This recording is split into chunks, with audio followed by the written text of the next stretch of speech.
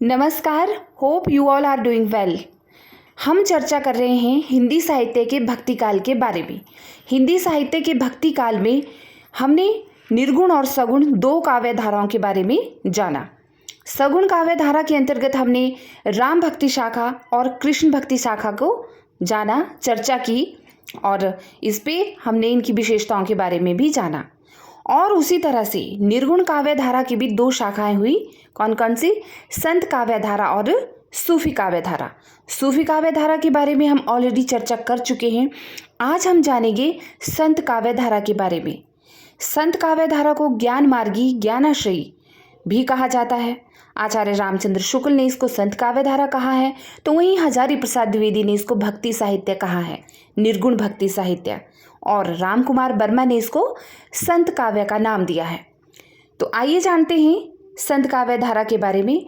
इसमें सबसे पहले चर्चा करेंगे हम कबीरदास जी के बारे में, क्योंकि कबीरदास जी संत काव्य धारा के प्रतिनिधि कवि माने जाते हैं और नो डाउट इनकी फिलॉसफी आज भी ज्यों की त्यों कायम है।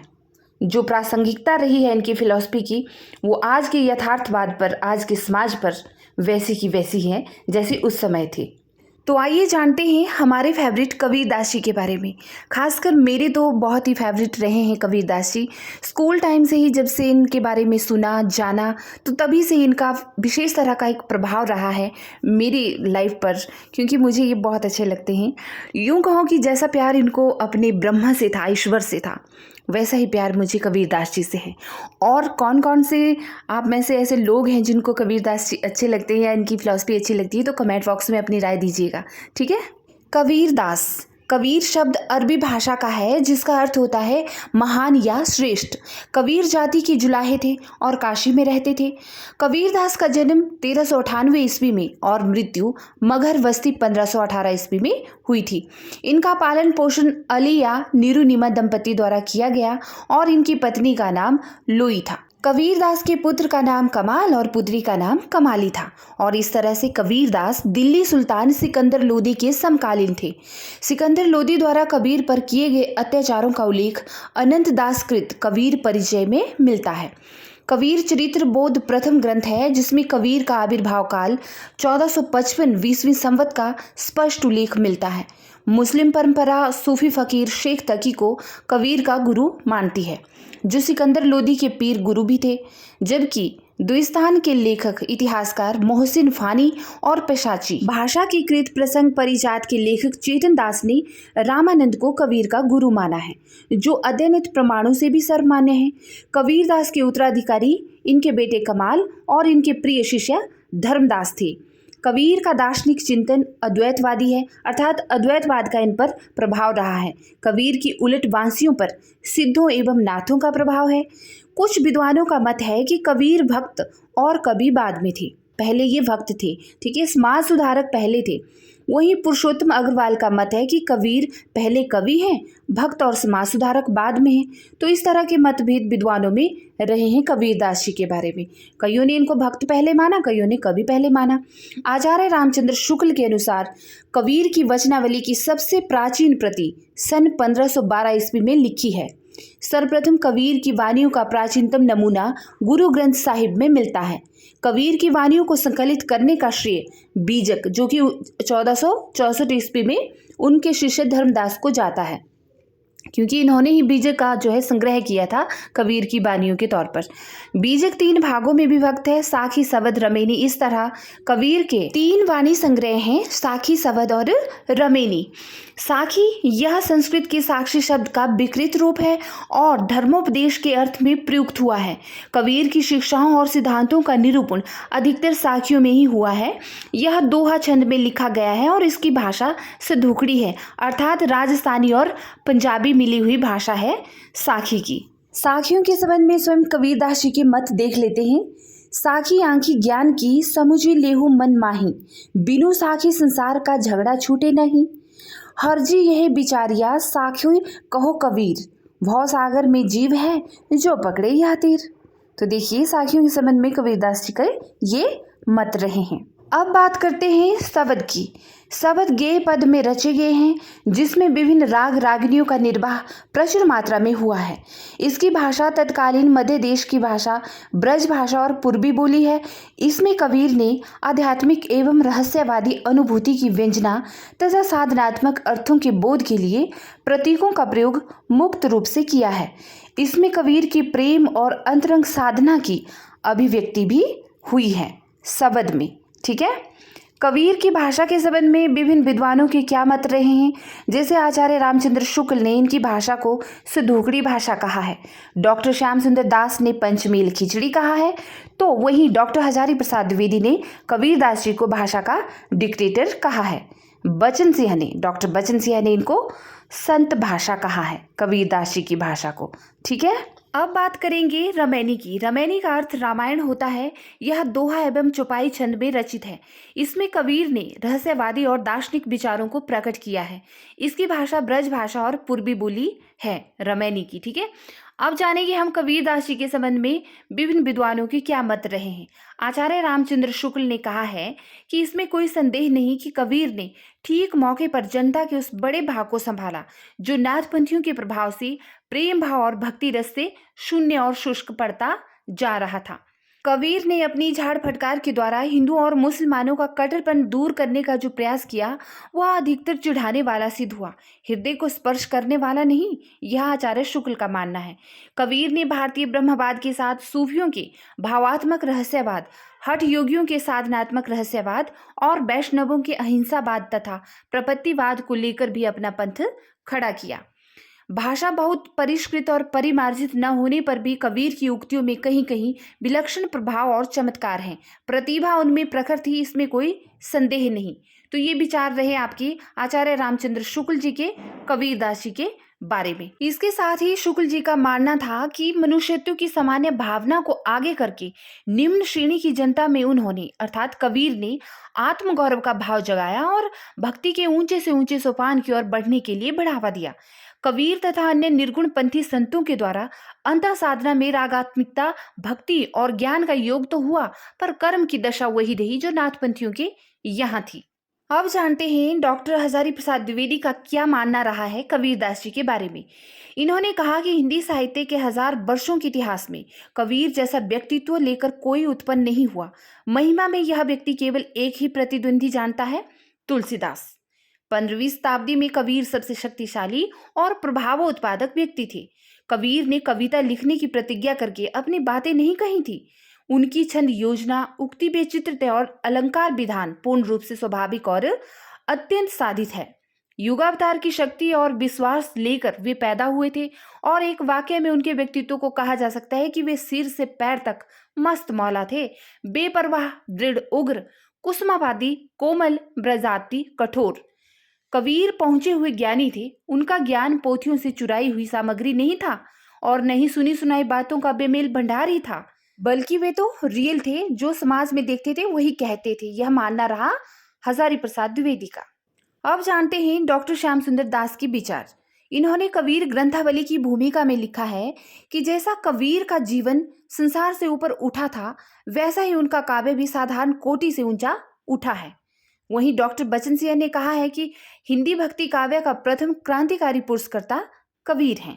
वहीं नाभादास ने भक्तमाल में लिखा है कि भक्ति विमुख जो धर्म ताही अधर्म करी गायो, कबीर कानी राखी नाही, वरना आश्रम सठ दर्शनी। कबीर दास के बारे में लिखा है इन्होंने। ठीक है। आइए अब एक नजर डालते हैं कबीर साहित्य पर लिखी गई प्रमुख टीकाओं और आलोचनात्मक ग्रंथों पर। डॉक्टर श्याम सुंदर दास जो आलोचक रहे हैं, उन्होंने कबीर ग्रंथावली लिखा है 1928 में।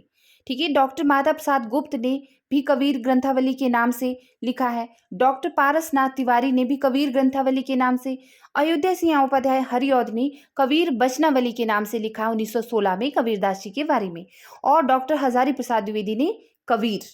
वहीं डॉक्टर राम कुमार वर्मा ने संत कबीर 1943 ईस्वी में और कबीर का रहस्यवाद करके ग्रंथ लिखा। डॉक्टर रामचंद्र तिवारी ने कबीर मीमांसा लिखी है। आचार्य परशुराम चतुर्वेदी ने कबीर साहित्य की परख नाम से लिखा। डॉक्टर रघुवंश ने कबीर एक नई दृष्टि इस नाम से लिखा। गोविंद त्रिगुणायत इन्होंने कबीर की विचारधारा नाम से लिखा है।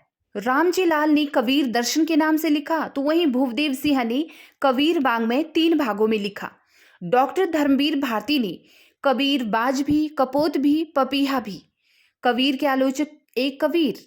डॉक्टर हजारी प्रसाद द्विवेदी का प्रक्षिप्त चिंतन कबीर और रामानंद की किंवदंतियां, इस नाम से डॉक्टर हजारी प्रसाद ने कबीर पर लिखा है। एक और महत्वपूर्ण बात जो याद रखने योग्य है कि कबीर की साखी के संस्कृत छंदों में रूपांतरणकर्ता डॉक्टर उमाशंकर शर्मा है। आईने अकबरी में उल्लेख मिलता है कि कबीर की मृत्यु के बाद उनके शव का अंतिम संस्कार करने के लिए उनके 2 शिष्यों वीर सिंह बघेल जो बनारस के राजा थे और बिजली खान जो गोरखपुर के नवाब थे, उनके मध्य भी विवाद हुआ था, है ना, उनके शव को लेकर कि दफनाया जाए या फिर जलाया जाए। क्योंकि कबीर के संबंध में यह मतभेद रहा है कि कुछ का मानना था कि वो हिंदू हैं, कुछ का मानना था कि वो मुसलमान हैं। कबीर संत काव्य धारा के शिरोमणि कवि हैं। परंपरा पर संदेह, यथार्थ बोध, व्यंग्य, काल बोध की तीव्रता और गहरी मानवीय करुणा के कारण कबीर आधुनिक भाव बोध के बहुत निकट लगते हैं और आज भी उनका काव्य प्रासंगिक है। आइए अब जानते हैं निर्गुण संत काव्य धारा की विशेषताओं के बारे में। हिंदी संत काव्य का प्रारंभ निर्गुण काव्य धारा से होता है। आचार्य रामचंद्र शुक्ल ने नामदेव और कबीर द्वारा प्रवर्तित भक्ति धारा को निर्गुण ज्ञानाशी धारा की संज्ञा प्रदान की है। वहीं डॉक्टर रामकुमार वर्मा ने इसे संत काव्य परंपरा जैसे विशेषण से अभिहित किया है। वहीं डॉक्टर हजारी प्रसाद द्विवेदी ने इसे निर्गुण भक्ति साहित्य का नाम दिया है। निर्गुण काव्य धारा से संत काव्य का विशेष महत्व है। संत काव्य धारा को ज्ञानाशय शाखा भी कहा जाता है। अब सवाल पैदा होता है कि आखिर संत होते कौन हैं? जो सदाचार के लक्षणों से युक्त होते हैं, ऐसे व्यक्ति को संत कहा जाता है। इस प्रकार संत व्यक्ति आत्मोन्नति एवं लोक मंगल में लगा रहता है। डॉक्टर पीताम्बर दत्त बर्तवाल ने संत का संबंध शांत शब्द से माना है और इसका अर्थ उन्होंने किया है निर्वृत्ति मार्गी या वैरागी। ऐसा व्यक्ति जो वैराग धारण करता है संत कहलाता है। संत काव्य भाव प्रधान है, कला प्रधान नहीं। संत काव्य पर अद्वैतवाद का दर्शन देखने को मिलता है और रहस्यवाद की प्रधानता पाई जाती है। अब रहस्यवाद क्या होता है? देखिए, रहस्यवाद में किसी चीज को पाने की, जानने की इतनी प्रबल भावना होती है, जैसे कि ईश्वर की अज्ञात सत्ता को जानने की इच्छा से उत्पन्न हुई भावना, वही रहस्यवाद कहलाता है। संत कवि कबीर हिंदी साहित्य के महान रहस्यवादी कवि स्वीकार किए जाते हैं। रहस्यवादियों की तरह कबीर की आत्मा भी परमात्मा के प्रेम को तड़पती रहती है। यह बिरहणी आत्मा 8 पहर ईश्वर के दर्शन को तरसती है और उसके विषय में जानने की जिज्ञासा रखती है। जैसे कि कबीरदास जी का दोहा देखिए, आई न सकूं तुझ तक, सकूं न तुझ बुलाई, जियरा यूं ही लोगे, बिरह तपाई तपाई। वहीं गुरु की महत्ता का प्रतिपादन भी संत कवियों ने किया, ज्ञान के महत्व पर बल दिया। जैसे कि कबीरदास जी का दोहा है, गुरु गोविंद दो घड़े कागे लागू पाए, बलिहारी गुरु आपने गोविंद दियो मिलाए। वहीं पर इन्होंने आडंबर का विरोध किया, कुरीतियों का विरोध किया, सामाजिक कुरीतियों का कड़ा विरोध किया है। नारी के प्रति असंतुलित व अतिवादी दृष्टिकोण रहा है संत कवियों का और इसमें इन पे नाथपंथियों का प्रभाव साफ देखा जा सकता है। इनकी भाषा अपरिष्कृत एवं बोलचाल की भाषा रही, शांत रस की इसमें ज्यादा प्रधानता रही और अनायासी अलंकार का प्रयोग इसमें मिलता है। उलटवांसियों का भी प्रयोग मिलता है। उलटवांसियों का मतलब क्या है? अर्थात बात को सीधे सीधे न कहकर घुमा फिराकर कहना, उल्टे तरीके से कहना, और संत कवियों में विशेषकर कबीरदास में यह शैली पाई जाती है। आइए अब थोड़ा सा अंतर जान लेते हैं संत काव्य और सूफी काव्य में।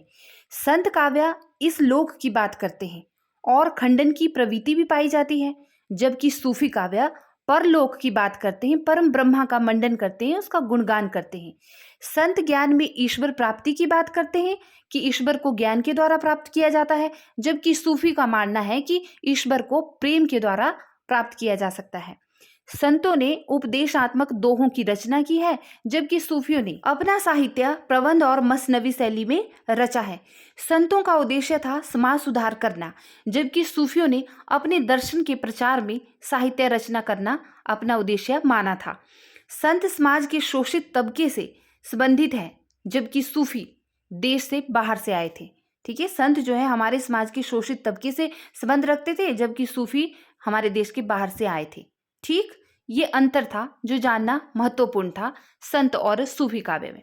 अब हम देखेंगे संत काव्य से संबंधित कुछ महत्वपूर्ण तथ्य। संत पीपा रामानंद के शिष्य थे। ये खींची वंश के राजपूत थे। और संत दुल्हा सतनामी संप्रदाय के थे। निर्वाण ज्ञान साध संप्रदाय का प्रमुख ग्रंथ है। यारी साहब निर्गुण मार्गी संत थे। ये कुछ संत कवि हैं जिनके बारे में हम यहाँ पर देख रहे हैं। वहीं पर संत धना का जन्म 1415 ईस्वी माना जाता है। संत बिरमान की उपदेश परक रचनाएं बानी शीर्षक से संकलित हैं। संत काव्यधारा का दार्शनिक सांस्कृतिक आधार उपनिषद, शंकराचार्य का अद्वैत दर्शन, नाथ पंथ, इस्लाम, सूफी दर्शन और बौद्ध दर्शन रहा है। ये महत्वपूर्ण बात है यहाँ पर याद रखने की, ठीक है। और कबीर, दादू, मलूक दास आदि संत कवि पूर्णतः जो है अद्वैतवादी रहे हैं। वहीं पर एक और महत्वपूर्ण बात, वैसे तो निर्गुण कवियों ने, संत कवियों ने जो है निर्गुण ब्रह्मा को माना है, लेकिन कबीर, रैदास, मलूक दास आदि संत कवियों की रचनाओं में हमें कुछ सगुण तत्वों के भी दर्शन होते हैं। योग साधना से प्रभावित कवि रहे हैं कबीरदास, सुंदरदास और हरिदास निरंजनी। वहीं योग साधना से अप्रभावित कवि रहे हैं दादू दयाल, गुरु नानक, रैदास, जंबनाथ, सिंगा, भीषण, रजब, बाबरी साहब, मलूक दास, बाबालाल आदि। एक महत्वपूर्ण बात जो बीच बीच में याद दिलाना जरूरी है कि वीडियो को अपना प्यार देते रहें, लाइक कमेंट करते रहें, और जिन व्यूअर्स ने सब्सक्राइब नहीं किया है प्लीज़ सब्सक्राइब करें, क्योंकि एक उम्मीद होती है आप सबसे, है ना। और उम्मीद पर ही दुनिया कायम है। सबको जो है एक दूसरे का सहारा चाहिए होता है और हर कोई एक दूसरे पर डिपेंड भी रहता है। और मेरी कोशिश ये है कि आप लोगों को मैं ऐसा ज्ञान प्रोवाइड करूं, ऐसा जो भी टॉपिक मैं लूं उससे रिलेटेड कोई भी बात छूट ना पाए। क्योंकि मैंने देखा है कि जब हम स्कूल टाइम में थे, कॉलेज टाइम में थे, तो पूरी तरह से कोई भी जानकारी किसी विशेष टॉपिक से रिलेटेड एक जगह नहीं मिलती थी। हम कभी किस बुक में ढूंढते थे, कभी किस बुक में। लेकिन यहाँ पर मेरा ये उद्देश्य है कि किसी भी टॉपिक से रिलेटेड कोई भी जानकारी एक ही जगह पर आसानी से अवेलेबल हो जाए, ताकि हमें भटकना न पड़े, है ना। तो यही मेरा उद्देश्य है। और मैं ये 100% श्योरिटी के साथ ये बात कहती हूँ कि अगर आपको इस टॉपिक से कोई भी प्रश्न आएगा तो यहीं से आएगा।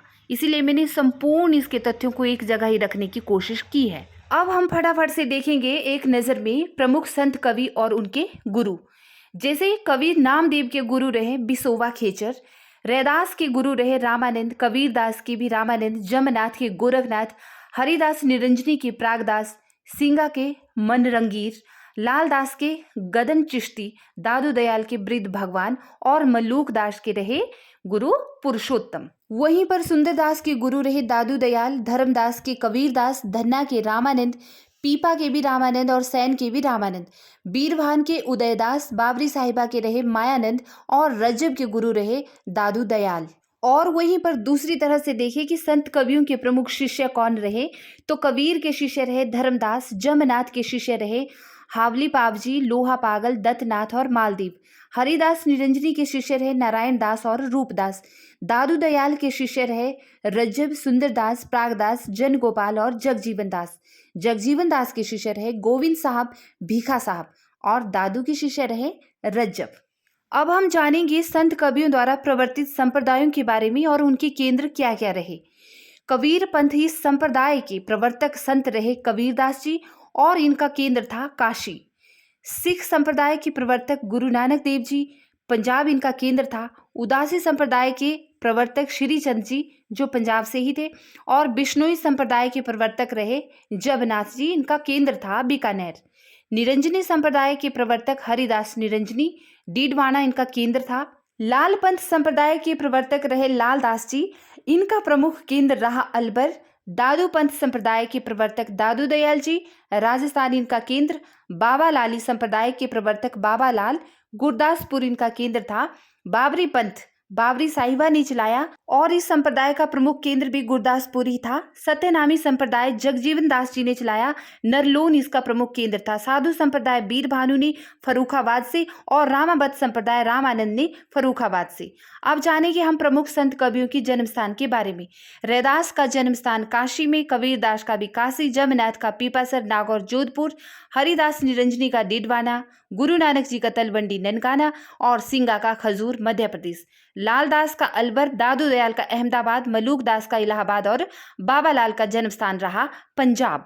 वहीं पर सुंदरदास का जन्म स्थान रहा दौसा जयपुर, धर्मदास का बांधवगढ़, धन्ना का दुवान, पीपा का गगनौरगढ़, सैन का बादोगढ़, शेख फरीद का कोठीवाल, रजब का राजस्थान, निपट निरंजनी का दौलताबाद और अक्षर अनन्या का जन्म स्थान रहा सिन्नुहरा दतिया। अब एक नजर डालते हैं प्रमुख संत कवियों की जन्म और मृत्यु के संबंध में। रैदास का जन्म 1388 ईस्वी में हुआ था और मृत्यु 1518 ईस्वी में। वहीं कबीरदास जी का जन्म 1398 ईस्वी में और मृत्यु 1518 में। धन्ना का जन्म 1415 ईस्वी में, मृत्यु का समय नहीं है, आई थिंक 1518 के आसपास ही हो। और पीपा का जन्म 1425 में और मृत्यु भी 1518 के आसपास ही। जम्बनाथ का जन्म 1451 ईस्वी, मृत्यु 1523 ईस्वी में। हरिदास निरंजनी का जन्म 1455 ईस्वी में और मृत्यु 1543 ईस्वी में। वहीं पर गुरु नानक देव जी का जन्म 1469 ईस्वी में और 1538 ईस्वी में इनकी मृत्यु हुई थी। सींगा का जन्म 1519 में और मृत्यु 1659 में। वहीं पे निपट निरंजनी का जन्म 1531 में और मृत्यु के बारे में इनका नहीं है पता। लालदास जी का जन्म 1540 में, मृत्यु 1648 में। बाबरी साहिबा का जन्म 1542 में, मृत्यु 1605 में। बीरभान का जन्म 1543 ईस्वी में। दादू दयाल का जन्म 1544 ईस्वी में, मृत्यु 1603 में। रजब का जन्म 1567 ईस्वी में और मृत्यु 1689 में। मलूक दास का जन्म 1574 और मृत्यु 1682। बाबा लाल का जन्म 1590 और मृत्यु 1655। सुंदरदास का जन्म हुआ था 1596 में और मृत्यु 1689 ईस्वी। शेख फरीद का जन्म 1472 में और मृत्यु 1552 ईस्वी में। अब जाने कि हम विभिन्न राज्यों के प्रमुख संत कवि कौन कौन से रहे। ठीक है, राजस्थान से जिनका संबंध रहा वे रहे जम्बनाथ, भीषण, हरिदास निरंजनी, संत तुलसी और सुंदरदास। बिहार राज्य से जिनका संबंध रहा वे संत कवि रहे धरनीदास, दरिया साहब। और मध्य प्रदेश से जिनका संबंध रहे वे रहे सींगा। इसी तरह उत्तर प्रदेश से जिन संत कवियों का संबंध रहा उनमें कबीर दास, रैदास, मलूक दास, बुला साहब, गुलाल साहब, जगजीवन दास, बाबरी साहिबा, बाबा कानी राम, पलटू दास, दयाबाई, सहजोबाई, इन सब संत कवियों का संबंध रहा उत्तर प्रदेश से। वहीं महाराष्ट्र राज्य से जिन संत कवियों का संबंध रहा उनमें थे मुकुंद राज, नामदेव, चक्रधर, पुंडलिक और ज्ञानेश्वर। आइए अब बात करते हैं संत कवियों से संबंधित प्रमुख स्थलों के बारे में। संत कवियों के जो प्रसिद्ध समाधि स्थल रहे उनके बारे में। जगन्नाथ का समाधि स्थल रहा समराथल। दादू दयाल का अलख दरीबा भराने, यह इनका सत्संग स्थल रहा और इनकी मृत्यु राजस्थान में हुई। बाबा लाल का शैल नाम से जाना जाता है जो बड़ौदा में है। कबीरदास का समाधि स्थल मगहर है ना, मृत्यु इनकी मगहर में हुई थी। और मीराबाई का द्वारका में। और सुंदरदास का सांगनेर। प्रमुख संत कवियों की जाति क्या क्या रही यह भी अक्सर कई बार पूछ लिया जाता है, तो हम क्यों छोड़ें किसी भी चीज को। ठीक है, नामदेव दर्जी जाति से संबंध रखते थे, रैदास चमार थे, कबीरदास जी जुलाहा जाति से संबंधित थे और जम्बनाथ राजपूत थे। वहीं पे गुरु नानक जी खत्री जाति से संबंधित थे, सिंगा ग्वाला जाति से थे और लालदास जो है मेव जाति से थे। दादू दयाल धुनिया या मोची जाति थी इनकी और मलूक दास की जाति थी खत्री। वहीं पर बाबा लाल क्षत्रिय जाति से, सुंदरदास और धर्मदास बनिया जाति से, धन्ना जाट जाति से और सैन नाई जाति से थे। शेख फरीद मुसलमान थे, रजब भी मुसलमान, सदना कसाई जाति से, निपट निरंजन गौड़ ब्राह्मण थे और अक्षर अनन्या कायस्थ परिवार या जाति से संबंधित थे। अब हम जानेंगे प्रमुख संत कवियों द्वारा लिखे गए ग्रंथों के बारे में। नामदेव जी के ग्रंथ का नाम अभंग, कबीरदास जी साखी सवद रमेनी, गुरु नानक जी के ग्रंथ का नाम जप्पू जी, असारी दीवार, रही रास, सोहिला और नसीहतनामा। वहीं पर हरिदास निरंजनी जी के ग्रंथ हैं ब्रह्मस्तुति, अपटपदी जोग ग्रंथ, हंस प्रबोध ग्रंथ, निरप खमूल ग्रंथ, पूजा जोग ग्रंथ, समाधि जोग ग्रंथ और संग्राम जोग ग्रंथ। संत कवि सिंगा ने जो ग्रंथ लिखे, सिंगा जी का दृढ़ उपदेश, सिंगा जी का आत्मबोध, सिंगा जी का दोष बोध, सिंगा का नरद, सिंगा जी का शरद, सिंगा जी की वाणी, सिंगा जी की वाणीवली, असात वार, सिंगा जी की 15 तिथि, सिंगा जी की 12 मासी, सिंगा जी के भजन। तो इस तरह से इन्होंने लिखे। दादू दयाल के हरडे वाणी, अंग बधु और काया बोली ये प्रमुख फेमस पूछे जाते हैं। ज्ञान बोध, रतन खान, भक्त वच्छावली स्फुट पद है, भक्ति विवेक, ज्ञान परोची, विभव विभूति और 12 खड़ी, इनके दादू दयाल के ये प्रमुख ग्रंथ रहे। वहीं पर मलूक दास के रामावतार लीला, ब्रज लीला, ध्रुव चरित, सुख सागर, 10 रत्न ग्रंथ, गुरु प्रताप, पुरुष बिलास, शब्द तथा अलखवाणी। बाबा लाल ने जो ग्रंथ लिखे, नादिरुनितकात, असरारे मार्फत, सुंदरदास ने ज्ञान समुद्र, सुंदर बिलास और रजब के रहे सवंगी। रजब का समंगी अक्सर पूछा जाता है। ठीक है। निपट निरंजनी के ग्रंथों के नाम है शांत सरसी और निरंजन संग्रह। अक्षर अनन्य ने जो ग्रंथ लिखे राजयोग, विज्ञान योग, ध्यान योग, सिद्धांत बोध, विवेक दीपिका, ब्रह्म ज्ञान और अनन्य प्रकाश। वहीं पर मुकुंद राज के ग्रंथ का नाम है विवेक सिंधु 1190 ईस्वी में। ठीक है। संत बीरभार ने बानी नाम से ग्रंथ लिखा। धर्मदास ने धनी, धर्मदास की बानी नाम से। गुरु अर्जुन देव ने सुखमणि, 12 मासा और 52 आखिरी। गुरु गोविंद सिंह के चंडी चरित, 24 अवतार, गोविंद रामायण, विचित्र नाटक। गुरु गोविंद सिंह का चंडी चरित अक्सर परीक्षा में पूछा जाता है। और इस तरह से निष्कर्ष स्वरूप हम कह सकते हैं कि संतों की वाणी, उनकी वाणी का एक एक शब्द में निसंदेह व्यक्ति, समाज, राष्ट्र, नैतिकता, साहित्य, संस्कृति, मानवता और विश्व कल्याण के लिए अत्यंत उपयोगी एवं प्रासंगिक है। साधारण जनता को उनकी भाषा के माध्यम से ज्ञान, कर्म, भक्ति तथा प्रेम का अमर संदेश देकर मानवीय मूल्यों की प्रतिष्ठा करने का सराहनीय कार्य संत काव्य ने किया है। उनके इस उल्लेखनीय योगदान के लिए हिंदी जगत ही नहीं अपितु संपूर्ण मानव समाज इन संतों का और उनकी वाणी का सदा सर्वदा ऋणी रहेगा। तो आपको संत काव्य धारा की यह कड़ी कैसी लगी कमेंट बॉक्स में जरूर लिखिएगा। वीडियोस को लाइक कीजिएगा, अपना प्यार देते रहिएगा और बने रहिएगा मेरे साथ। तो चलिए मिलती हूँ आपके साथ एक और इंटरेस्टिंग वीडियो लेकर। तब तक अपना ख्याल रखिए। नमस्कार।